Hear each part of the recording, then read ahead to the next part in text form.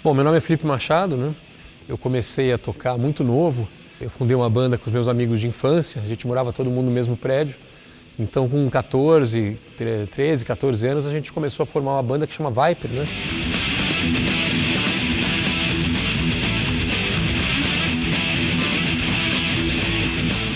Foi uma banda que começou de uma maneira muito assim, quase como uma brincadeira de criança, de amigos num prédio, né? Essa coisa da amizade é uma característica que a gente mantém até hoje. A banda, há 40 anos existe a banda. Eu sou o único, assim, vamos dizer assim, sobrevivente da formação original. Dois da banda já não estão mais com a gente. O André Matos, o vocalista, ele morreu em 2019. E o Pete Passarel, baixista também, compositor principal, assim, ele morreu no ano passado, em setembro, em 2024. Em 85, mais ou menos em 85, a gente marcou um show, primeiro show profissional da banda, que foi no Lira Paulistana. A gente já tinha tocado em alguns colégios, show de talentos de colégios, ali do bairro de Higienópolis, né? Onde a gente convivia, tinha muitos amigos. Mas assim, dia 8 de abril de 85 foi quando a gente fez o nosso primeiro show profissional, que foi no Lira Paulistana, que era um teatro que as bandas assim, um pouco mais experientes se apresentavam. E pra gente foi o máximo, né? Porque eu tinha, acho que na época eu tinha 14 anos, e o Ives tinha 15, o Pete tinha 16 e o André Matos, que era o vocalista, tinha 13. Quer dizer, nós éramos uma escadinha, assim, né? Nós éramos muito novos, muito novos. E daí chegou uma época, assim, um pouco depois, que a gente gravou uma demo, né? Que típico início de banda que começa a tocar, assim, de forma amadora. A gente teve um convite para gravar uma demo. Meus pais eram ligados, assim, com essa parte de cultura, então eles conheciam muita gente. Então, um amigo da minha mãe tinha um estúdio, que era um músico, até o músico Luiz Loy, era um músico conhecido na época, assim, que tinha bandas e tal, foi bem importante. E ele cedeu o estúdio para a gente gravar uma demo. A gente gravou uma demo, essa demo foi enviada para várias rádios de rock e tudo mais. Começamos a tocar nessas rádios de rock. Era muito interessante porque nós éramos muito novos e a gente cantava em inglês, que era uma coisa diferente na época, né? E as bandas não cantavam em inglês. E a gente cantava em inglês, a gente era cabeludo, a gente tinha um visual, parecia que a gente era uma banda profissional, assim, só que muito novos, né? E logo depois teve um convite para a gente gravar o primeiro disco. E a gente, eu tinha acho que 15, 16 anos na época, e daí a Rock Brigade, que era uma gravadora independente, estava começando um selo, assim, de música independente, de rock mais pesado, chegou pra gente, vocês querem gravar um disco? A gente, como assim gravar um disco? Era o sonho de qualquer banda, mas ainda mais uma banda que estava começando ali meio de forma amadora e tal. Então, foi assim, como se a gente estivesse realizando um sonho. E daí a gente gravou o primeiro disco, foi um disco chamado Soldiers of Sunrise, que saiu em 87. Era um disco em inglês também, como a banda já cantava em inglês. Esse disco teve uma repercussão boa. A gente foi convidado para abrir shows de bandas internacionais. Por exemplo, veio uma banda chamada Motorhead, que era uma banda grande no ginásio do Ibirapuera. E a gente que tinha lá 16, 17 anos, vocês não querem abrir o Motorhead? A gente, claro que queremos abrir para o Motorhead. Então fizemos um show grande e tal, e assim aí a banda foi indo. Nós fizemos depois um disco chamado Theatre of Fate, que a gente chamou um produtor inglês, o Roy Roland, para vir aqui para o Brasil para gravar. E com isso a banda ficou mais profissional, a gente passou a incorporar alguns elementos mais de música clássica. Assim, virou um som mais original, né? A gente chegou num som muito próprio da banda. E esse disco depois foi lançado no exterior. A gente mandou para um empresário no exterior e ele gostou, contratou a banda e a gente começou uma carreira no exterior. Então, a gente começou a banda nos anos 80, mas a gente chegou nos anos 90, onde a gente estava mais ou menos, a gente atingiu, vamos dizer assim, o auge da banda, né? Foi a década que a gente realmente começou a ter bandas internacionais muito fortes, lançando discos muito importantes. Por exemplo, o Metallica lançou o Black Album, que foi um disco muito popular. O Guns N' Roses lançou o Appetite for Destruction. Ele lançou no final dos anos 80, mas foi nos anos 90 foi quando a banda realmente explodiu, não só no mundo inteiro, mas também no Brasil. A gente tinha o Nirvana, né? O Nirvana foi praticamente um divisor de águas ali, e foi o início desse movimento que foi conhecido depois como grunge. Como o mainstream tinha virado rock, né? Você tinha o Metallica, tinha o Guns N' Roses, tinha o Nirvana, e tinha o movimento grunge, né? O Alice in Chains, o Soundgarden, muitas bandas internacionais fazendo muito sucesso. A mídia, de certa forma, no Brasil também começou a olhar para esse movimento e também começou a ver que tinham bandas brasileiras que estavam fazendo, de certa forma, esse mesmo tipo de som. Então você tinha bandas contemporâneas nossas, por exemplo, Sepultura também, bandas que que chegaram nos anos 90. Um pouco depois a gente teve mais o Charlie Brown Jr., enfim, outras bandas mais pesadas, Raimundos. Mas eram bandas que estavam meio surfando nessa onda do rock mais pesado internacional e também ganhando espaço aqui. A gente tem que lembrar também que os anos 90 foi o ano que a MTV Brasil também ganhou uma força muito grande, ganhou uma popularidade muito grande. E ela praticamente, ela não só era muito importante para trazer para o Brasil o que estava fazendo sucesso lá fora, né, para a gente poder ver os artistas, né, porque antes disso você tinha alguns programas de clipes, mas você não conhecia muito os artistas, você não tinha a possibilidade de você ver os seus artistas que você gostava no dia a dia. E com a MTV Brasil, a gente passou a ter o conhecimento e ver os artistas. Isso teve uma influência muito grande, não só na parte musical, mas também na parte de estilo, né, do estilo visual das bandas. A gente via ali o Faith No More, como é que eles se vestiam, a gente viu Metallica, como eles se vestiam, e a gente também queria, de certa forma, vestir daquele mesmo jeito, usar aquelas mesmas roupas. Foi realmente uma relação simbiótica entre a MTV Brasil e as bandas e o movimento que estava nascendo naquela hora. Então, eu acho que foi muito importante porque ela deu voz a bandas que não teriam possibilidade. Tinha muitas bandas independentes que passavam muitos clipes na MTV, porque a MTV gostava daquele som. Os VJs eram amigos das bandas, os VJs conheciam, faziam uma curadoria muito boa da cena local.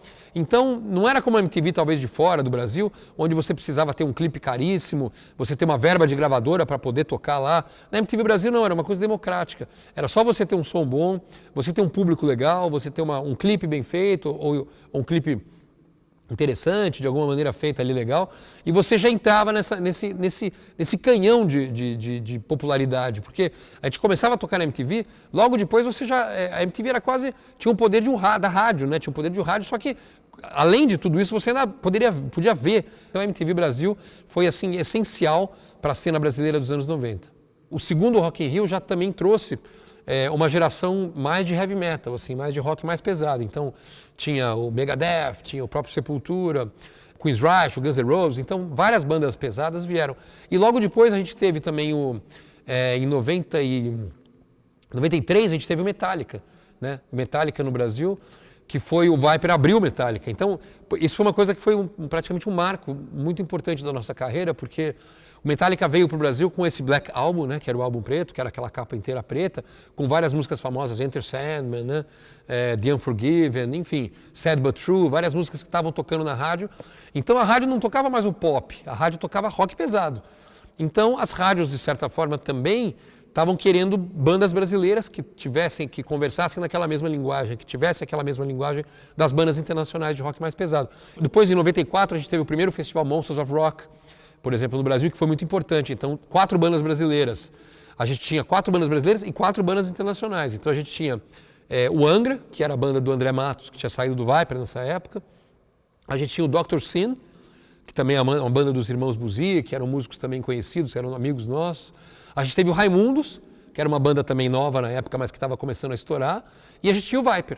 Então, 4 bandas brasileiras, as 4 fizeram bastante sucesso ali no Monsters of Rock. E depois você tinha o Suicidal Tendencies, que era uma banda americana, o Slayer, a banda americana, o Kiss, que era uma banda americana também, e o Black Sabbath, que era uma banda inglesa. Ou seja, você tinha 4 bandas brasileiras e 4 bandas internacionais num festival que era o primeiro Monsters of Rock, né? Monstros do Rock. Viva São Paulo! Junto com isso, você tinha ali o movimento que as gravadoras brasileiras também começaram a ver que esse era um filão importante e começaram a criar selos para conseguir tentar captar um pouco dessa linguagem, desse universo que estava surgindo. Então, era uma linguagem jovem, era uma linguagem assim um pouco subversiva, era uma linguagem de você usava coturno, com bermuda, com camisa de flanela, começaram as tatuagens, todo mundo de brinco, os cabelões, cabelo comprido. Esse estilo, as gravadoras não conseguiam entender muito bem, então elas criaram selos menores, né? Que eram, de certa forma, selos independentes dentro das majors, dentro das gravadoras grandes. E daí conseguiam, com pessoas mais dentro desse meio, né, conseguiam captar e contratar bandas novas, entender um pouco esse universo e esse mercado, né, que estava ficando popular e a mídia não conseguia entender um pouco no começo, mas aí ao longo do tempo, dos anos 90, aí começou a se tornar uma coisa bem mainstream, né?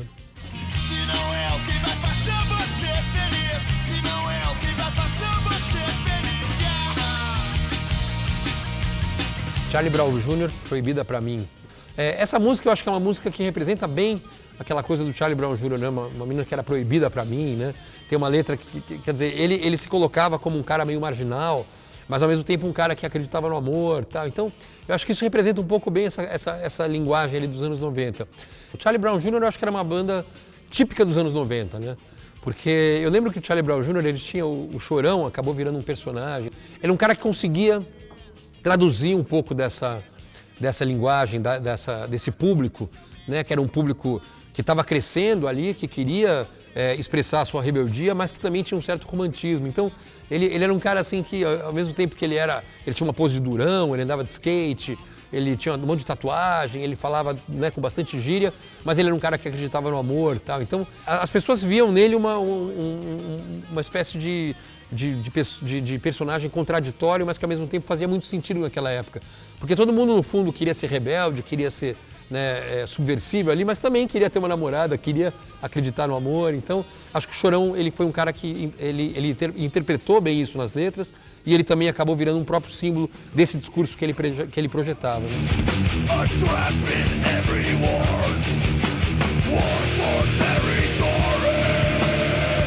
Difícil escolher uma música do Sepultura para representar bem esse período, mas acho que Territory foi porque, além de ter saído nessa época, foi uma música que teve um clipe e trouxe bem esse som do Sepultura para mais gente, por causa justamente da MTV e de outras emissoras que passavam muitos clipes na época, né?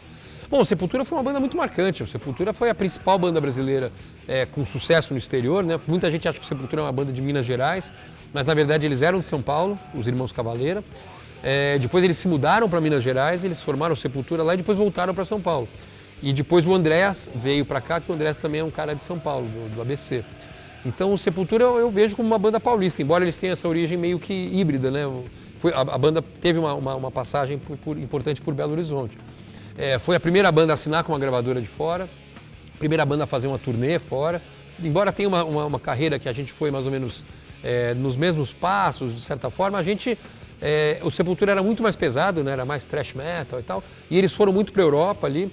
Parecia que você ganhava um selo de qualidade do público internacional e depois você voltava e falava assim, esses caras fizeram sucesso fora, então eles devem ser muito bons mesmo, então vamos apoiar. Então tinha essa coisa meio, ao mesmo tempo que as bandas já faziam sucesso aqui, quando elas voltavam do exterior, elas tinham esse carimbo de qualidade que fazia o sucesso ser ainda maior no Brasil. Então, eles abriram as portas do mercado, das gravadoras internacionais. As gravadoras passaram a prestar atenção também nas bandas brasileiras e com isso abriu o caminho para várias outras bandas, inclusive Vai. Na Brasília amarela, com roda gaúcha, ela não quer entrar. Mamonas Assassinas, Pelados em Santos. Eu acho que Pelados em Santos foi uma música que representa bem essa coisa da banda. É uma música super bem humorada, é uma música que mostra como eles, no fundo, eram bons músicos, né? Eles eram bons músicos, eles eram músicos de rock, que acabaram depois vendo que valia mais a pena também, enfim, fazer essa coisa mais divertida, mais engraçada, que foi o jeito que eles alcançaram a popularidade. Ela também, na época, conquistou muito o público infantil, conquistava o público mais velho, que achava divertido, conquistava o pessoal mais simples, que achava também divertido, o pessoal que tinha dinheiro, enfim. Uma outra banda também que teve uma história trágica, né, que a banda depois, eles tiveram aquele acidente de avião e todos morreram, foi uma história, assim, muito triste, muito, muito ruim, né, assim, uma história muito triste mesmo, né, porque eles eram caras muito simpáticos e tinham ali uma good vibe, tinha uma coisa engraçada, que eu acho que foi interessante assim, e foi marcante para os anos 90. Domingo eu quero ver o domingo passar. Domingo eu quero ver ainda acabar. Bom, Titãs, Domingo. Eu acho que o Titãs é um belo exemplo de uma banda que soube se reinventar, que veio dos anos 80 surfando naquela onda do rock brasileiro, né? O Titãs faz parte dessa primeira geração, mas o Titãs nos anos 90, ele faz mais ou menos uma transição para o som pesado, justamente para tentar capturar o público, conquistar o público desse público mais roqueiro, que estava indo para o Viper, para o Sepultura, para o Metallica, para o Nirvana e tal. Então o Titãs faz um disco pesado, né? Faz um disco pesado, ele fez o Titanomaquia e depois ele fez um disco com essa música Domingo, que era uma música que tocou muito nas rádios. Ela não era tão pesada quanto as outras do Titanomaquia, mas era uma música que tocou muito na MTV. Então eles conseguiram fazer essa transição de banda dos anos 80 para a banda dos anos 90. Mantiveram o seu público, né? Conquistaram um outro público também com isso. Talvez tenham perdido um pouco do público dos anos 80 ali, ao terem ficado um pouco mais pesados, mas eles conseguiram se manter vivos. Eles chamaram o Jack Endino, que era um produtor de grunge, justamente que tinha trabalhado até com Nirvana e tal. Eles aceitaram essa revolução interna da banda e assimilaram essa estética mais de roqueiro dos anos 90 e acabaram se dando muito bem com isso. Então, eu acho que Domingo e todas as músicas dessa fase, na verdade, desses discos que eles lançaram nos anos 90, marcam um pouco essa transição do Titãs do pop, né, um pouco mais pop, um pouco mais alternativo, que eles eram um pouco mais cabeça, para um rock mais pesado. E daí o Titãs passou a tocar em festivais ali também de rock, festivais de rock pesado, e passou a ser visto por esse público como uma banda nova, né? Uma banda nova. Eles praticamente renasceram com esse estilo mais pesado. Então acho que o Titãs, embora ele seja uma banda dos anos 80, eu acho que ele foi uma banda, nos anos 90 eles souberam se reinventar e praticamente renasceram. Muro de concreto, vou te derrubar. É Tijuana, pau vai quebrar. 1, 2, vai! Tropa de elite, osso duro de rua. Bom, Tijuana, Tropa de Elite. Essa música Tropa de Elite, ela acabou virando meio que um hino, né? Não só porque ela tocou muito na rádio, ela também tinha clipe e tudo mais, mas porque ela depois foi incorporada, virou a trilha sonora do filme e acabou ficando mais popular ainda, né? Porque o filme foi um filme que marcou também muito o cinema brasileiro, foi muito popular, enfim. E essa música eu acho que simboliza bem essa fase dos anos 90, onde você tinha ali o popular, né? Você tinha ali o rock, e você tinha também uma letra que caía nos gostos, né? No gosto do público, mas você também tinha uma guitarra pesada, você tinha um riff, né? Você tinha ali uma bateria bem na cara, assim, um vocal um pouco mais agressivo. Então acho que isso fez o Tijuana, Tropa de Elite, uma das músicas que marcaram muito os anos 90 e que trouxeram essa estética também de guitarra pesada com letra popular em português, né? Então acho que isso foi bem marcante. Gravidez versus aborto. Quem quer nascer no mar morto? Quem quer Rita Lee, Obrigado Não, eu acho que era uma música que tinha... Ela trata com uma leveza, com um clima muito legal, assim, de temas que estavam deixando de ser tabu nos anos 90. Um pouco antes e um pouquinho depois, mas principalmente nos anos 90. E a Rita Lee, eu acho que é uma cantora, uma artista, que ela tem que estar em todas as listas, assim, ela está desde os anos 60, 70, 80, 90, 2000, porque ela é uma artista que ela soube ser uma espécie de camaleão, como a gente teve ali o David Bowie, por exemplo, fora da Inglaterra. A Rita Lee foi uma artista que soube transitar então, em vários meios. Ela sempre foi uma roqueira, ela começou a carreira roqueira, mas depois ela se tornou pop, depois ela incorporou o rock, ela incorporou a MPB, enfim, ela fez acústico, ela fez clipes para MTV, ela fez clipes pro Fantástico, ela tocava guitarra, ela cantava, ela sabia, assim, como ninguém, ter uma participação no rock, mas também ser uma pessoa muito mainstream, muito que falava com toda a sociedade, né? E tudo que ela falava, as pessoas, não só os roqueiros, mas os roqueiros respeitavam muito o que ela falava, mas as pessoas de todas as partes da sociedade, de todos os nichos da sociedade, todos os segmentos da sociedade prestavam atenção no que a Rita falava. Então, eu acho que com isso ela acabou se transformando também em um nome forte nos anos 90, né? Então, a Rita Lee tem que estar em todas as listas de rock, de todas as décadas pelas quais ela passou, e acho que nos anos 90 também a Rita foi marcante por isso.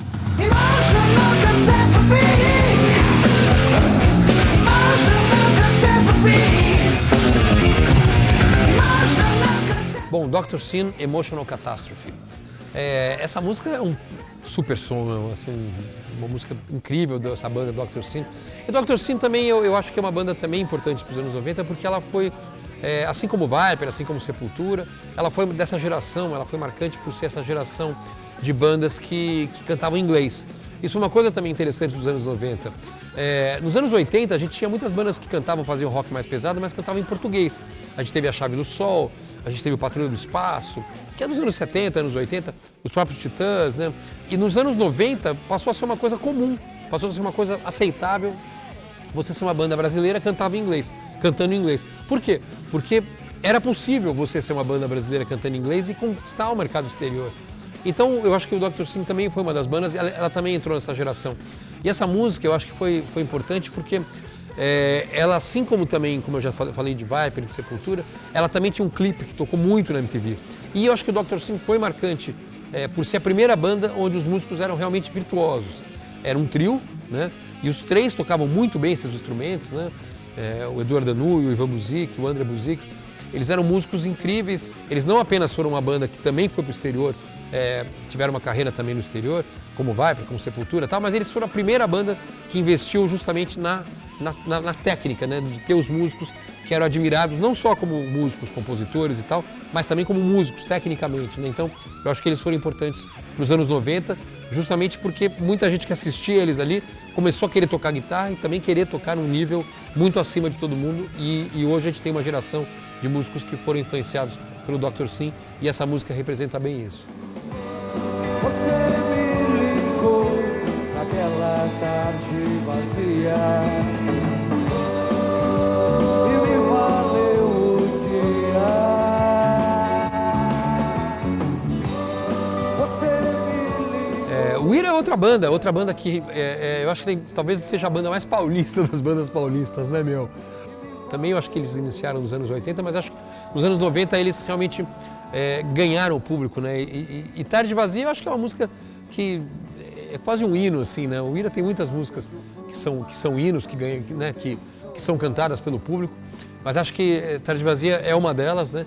Ela tem um pouco desse niilismo, assim, mas ela tem uma ingenuidade também que acho que dialoga bem com essa dinâmica que a banda tem entre ali o Scandurra e também o Nazi, né? São dois músicos que funcionam muito naquela dinâmica que a gente tinha nas grandes bandas de rock dos anos 70, 80, enfim. Por exemplo, a gente tinha o Robert Plant e o Jimmy Page, né? A gente tinha o Bono e o The Edge, a gente tinha o Steven Tyler e o Joe Perry no Aerosmith. Enfim, essa dinâmica de ter o vocalista e o guitarrista, né? Eu acho que o Ira é uma das bandas brasileiras que conseguiu talvez melhor reproduzir essa dinâmica que tinha nas bandas inglesas. Até porque eles sempre foram muito ingleses, né? O Ira bebeu muito dessa escola e acho que acho que no finalzinho dos anos 80, mas principalmente nos anos 90, eles foram a banda que quando você ia ver ao vivo, você tinha essa dinâmica. Você tinha ali o vocalista, o Nazi, um cara super carismático, e você tinha o Scandurra, que era um dos melhores guitarristas do Brasil, com aquela guitarra invertida, né, tocando de uma forma muito original. E são representantes desse rock paulista, desse rock que é feito aqui em São Paulo, que tem um pouco do sotaque paulistano e que não tem vergonha de ter esse sotaque, né? Tem até orgulho de ter esse sotaque paulistano e de conversar com os diversos segmentos da sociedade, mas mantendo esse sotaque e essa característica de ser assim, não, eu sou de São Paulo e é legal ser de São Paulo. O mundo dá voltas, não posso mais parar, é só correr atrás. O mundo dá voltas, CPM 22. O CPM 22 eu acho que ele representa bem ali o final dos anos 90, né? Quando a gente estava saindo um pouco daquelas bandas que marcaram bem ali o Viper, o Sepultura. A gente estava vindo para uma geração que estava começando ali com o Charlie Brown Jr. e que depois desencadeou nos anos 2000 nesse estilo que foi tão marcante do CPM 22, que depois começou a deu origem a uma outra geração do rock brasileiro que foi dos anos 2000. Mas acho que tudo começou um pouco no CPM 22, porque era uma banda que eles são de Santos, eles tinham também essa coisa de ser uma banda meio de skate, de skate rock, e acho que esse Mundo dá Voltas é uma música que simboliza bem esse início da carreira deles. Foi gravada num disco independente, né? E o fato de ter gravado um disco independente, depois ter assinado com grandes gravadoras, né? Mais no ano 2000, eu acho que torna o CPM 22 uma banda simbólica também para os anos 90, porque esse estilo que foi crescendo e foi estourar, vamos dizer assim, nos anos 2000, ela começou justamente nesse embrião, ali no finalzinho dos anos 90. Era uma linguagem que era do dia a dia, né? Não tinha ali um refinamento nas letras, não tinha uma tentativa de ser quem você não era, uma tentativa de ser melhor do que você era. Era uma coisa que era muito down to earth, ali, muito pé no chão. Que Mundo dá Voltas é uma música que meio que estava ali, estava surgindo aquele estilo do CPM, que era um estilo bem rápido, pesado e também melódico, né? Tinha uma melodia ali também. Poxa, eu posso ser quem eu sou, o mundo dá voltas e eu vou me dar bem no futuro, né? Eu posso me ferrar aqui, mas depois eu vou se eu continuar, né, perseverando ali, me esforçando, trabalhando e tal, eu vou me dar bem no futuro. Então, eu acho que é uma letra que fala muito dessa geração que depois ia estourar nos anos 2000 e é uma banda também que também fez um sucesso muito grande. Então, eu acho que eles marcaram um pouco essa fase mais do final dos anos 90, mas ainda começando nos anos 90, acho que foi por isso que foi tão marcante. Everybody gets me wrong. Baby, there for my attack. I'm the rebel maniac. Bom, Viper, Rebel Maniac. Eu tinha que escolher uma do Viper, né, pô? Acho que o Viper foi uma banda que, modéstia à parte, foi também importante para a música, o rock brasileiro dos anos 90. E Rebel Maniac foi a música que meio que sintetizou tudo isso. Era uma música em inglês, do disco Evolution. Nós gravamos este disco em 92 na Alemanha, em 3 estúdios. Gravamos em Munique, depois fomos para Hannover, depois fomos mixar em Hamburgo. Quer dizer, uma produção muito legal ali. Ele saiu no exterior, ele saiu no Japão, saiu na Europa, saiu nos Estados Unidos. E depois a gente grava esse disco em 92, volta para o Brasil, lança esse disco e faz realmente um sucesso muito legal. Apesar da gente ter feito um certo sucesso ali no underground com a música Living for the Night, que era uma música era uma balada tal, né, cantada pelo André Matos, com o Rebel Maniac eu acho que o Viper chega realmente à sua fase, ao seu auge em termos de público. Porque foi uma música que caiu muito no gosto do pessoal da rádio. A gente teve um clipe que quase ganhou o VMB, né? A gente acabou perdendo pro Titãs ali no finalzinho. E a gente chegou muito perto com um clipe que era independente. Era um clipe que a gente tinha contratado amigos para fazer, né? E ao mesmo tempo estava em primeiro lugar na Rádio 89, que era a Rádio Rock. O Viper estava fazendo turnê pelo Brasil. A gente depois foi tocar esse disco Evolution. Fizemos uma turnê na Europa. Fizemos uma turnê no Japão, também nos anos 90. Depois fomos para os Estados Unidos. Então Rebel Maniac ela é simbólica, ela sintetiza esse momento. E ela tem uma letra, Everybody, Everybody. É uma letra que chama todo mundo para cantar, que engloba todo mundo. É uma música que até hoje o Viper toca, é a última do show.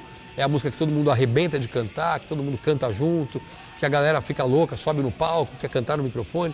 Então, eu acho que essa música Everybody, Everybody, Rebel Maniac, que é uma composição do Pete Passarel, eu acho que ela simboliza bem o que foi a carreira do Viper nos anos 90, o que foi o rock brasileiro dos anos 90. Foi pesado, mas também foi muito popular e foi uma forma que o rock brasileiro também descobriu ou inventou de ser internacional, de ser um rock que também ultrapassava as barreiras dos limites ali do Brasil. Era um rock que, embora tenha sido em inglês, eu acho que é um rock muito brasileiro e um rock de São Paulo, porque nós somos crias ali de São Paulo, ali do bairro de Higienópolis. Nós crescemos juntos, era uma banda formada ali por amigos do prédio. Então, temos em São Paulo, assim, o DNA de São Paulo corre nas nossas veias, no nosso sangue. Então, acho que a gente traz essa vivência de São Paulo, esse estilo de ser uma cidade cosmopolita, fazendo um rock também que é brasileiro, mas que também é internacional por ser em inglês e que leva o rock brasileiro e o rock de São Paulo para o mundo inteiro, né? Everybody gets me